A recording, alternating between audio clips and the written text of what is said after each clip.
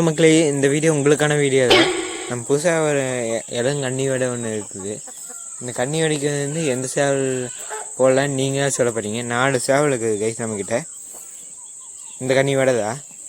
First சேவல் வந்து இந்த சேவல் கைஸ், இந்த வெள்ளை சேவல்.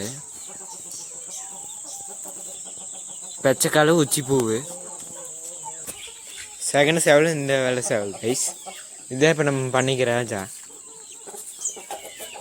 தேர்ட் சேவல் வந்து இந்த சந்தனமுதி கைஸ். இந்த ரூம்குள்ளே இண்டிவிஜுவல் ப்ரீடிங் போடலான்னு இருக்கிறோம்.